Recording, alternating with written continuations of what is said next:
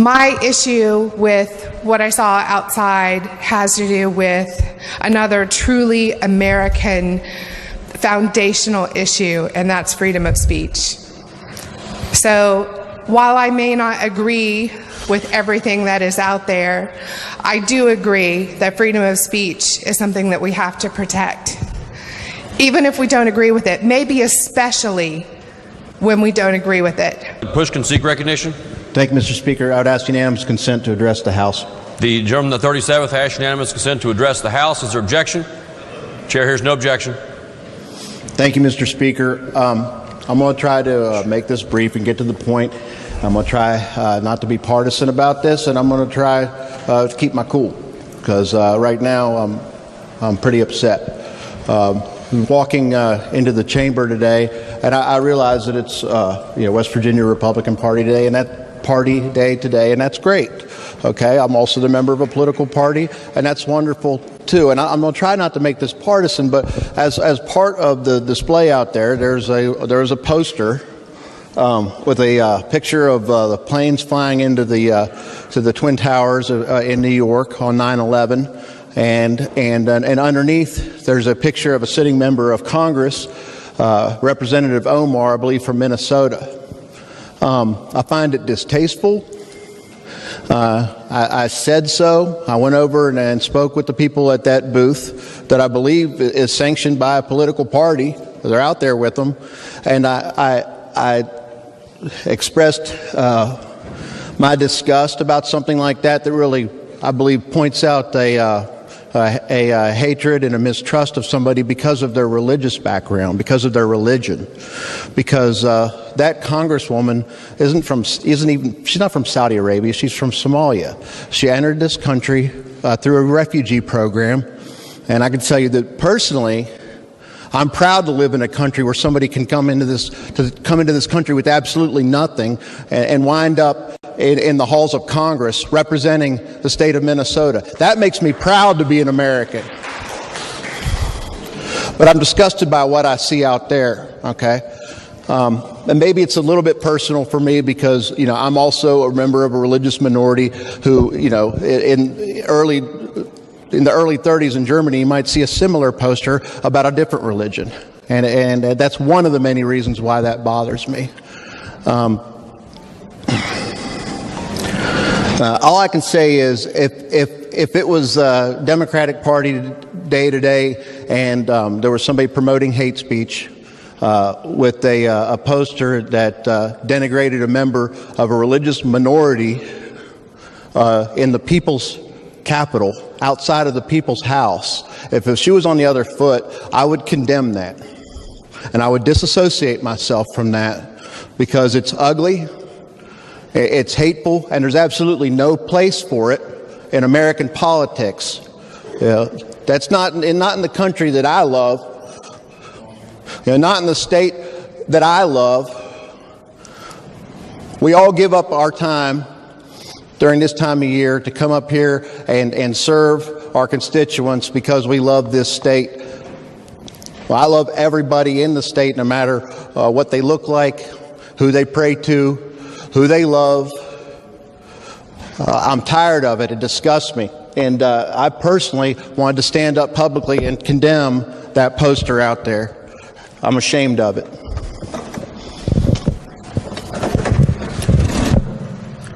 The lady from the 38th, Thugger Grades, for what purpose does lady seek recognition?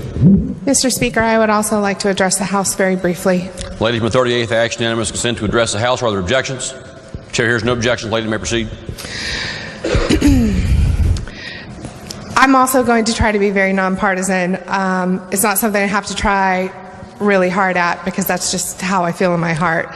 So I applaud the gentleman for his passion and for the intent of his words. My issue with what I saw outside has to do with another truly American foundational issue, and that's freedom of speech. So while I may not agree with everything that is out there, I do agree that freedom of speech is something that we have to protect. Even if we don't agree with it, maybe especially when we don't agree with it. There are times when people in this chamber, my dear friends, my colleagues, will get up and say something that I fundamentally, completely disagree with. But if you ask me, well, will I fight to make sure that they have the right to stand up and do that? Oh yes, with every breath in my body. Absolutely I will. And I'll do it just as hard for something I don't agree with as I will for something that I happen to personally share that belief. So I'd like to ask the members of the body, when you see something that you disagree with, please don't respond in the way that I unfortunately saw with my own eyes, where you call the people names that I'm not going to repeat in here, where you barge through the door and hit the doorkeeper, which I also saw with my own eyes while the pledge is going on, because you're understandably upset. Now, the person who did this is actually a really good person. And while these motivations that make us behave this way they're good motivations, like we care, we want to do something, we have to remember that our actions are supposed to be representing our districts back home, and that's not how our people want us to act. If we get righteously angry, that's okay.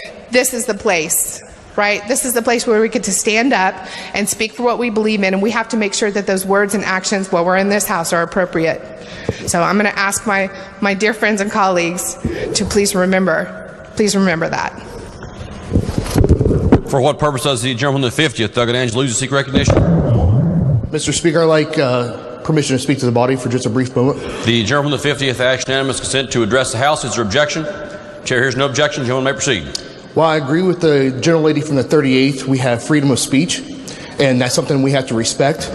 Let me explain to you something that we experienced just a short while ago. I just got done speaking to the speaker, and I wanted to talk to him before the end of the session because I want to tell him how much I respect him, because he's been fair and he's been respectful of all members.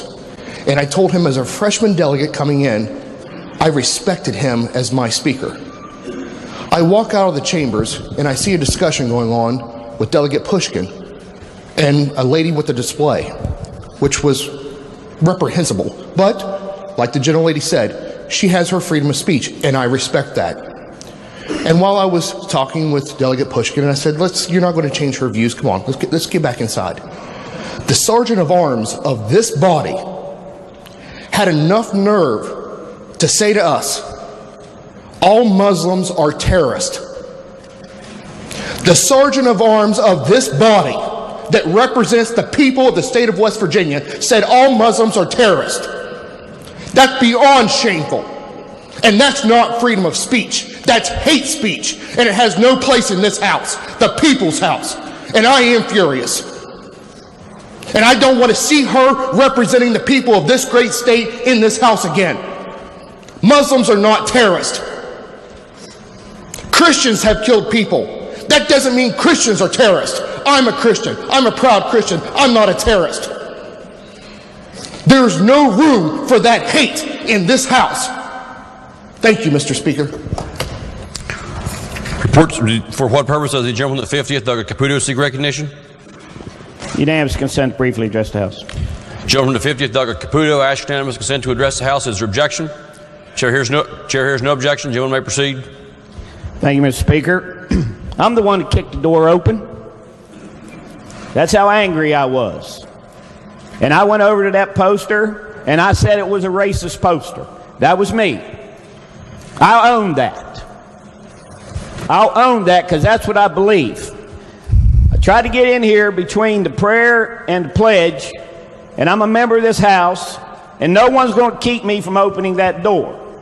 But the point I'm trying to get to, I have always preached to freshman delegates, and people who've left this body got up and said, Mike Caputo taught me not to make it personal. When it gets personal with me, it's bad. It's bad. There's no place in these halls for the crap that's going on out there. We can be as partisan as we want when it comes to elections. But is it proper to do it here and take away from the business of the state of West Virginia when we got doorkeepers going nose to nose with members? Sergeant at Arms going doors and nose to nose with members. We have created an anger that I've never witnessed in 23 years in this body, and it sickens me. It absolutely sickens me.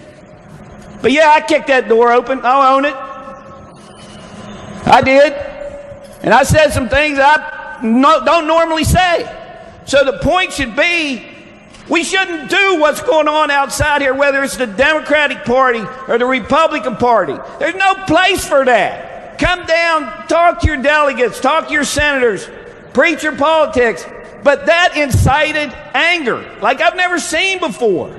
I suggest you, Mr. Speaker, we review that. We review that policy and don't let this happen in the House. It's taken away from our work, and that's just wrong.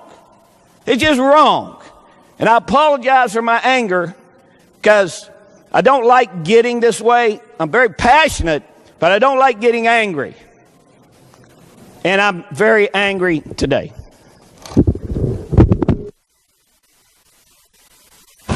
The gentleman is 60 seconds. For what purpose does Delegate Bibby seek recognition? Mr. Speaker, freedom of speech is paramount. Does the gentleman ask unanimous consent to address the House? Yes, I do it. The gentleman is 60 seconds. Delegate Bibby asks unanimous consent to address the House. Is there objection? Chair hears no objection. Gentleman may proceed. Freedom of speech is very dear and near to me. Let's hold it all within the House. And Mr. Speaker, we got lots to do today. Let's move on to Montana.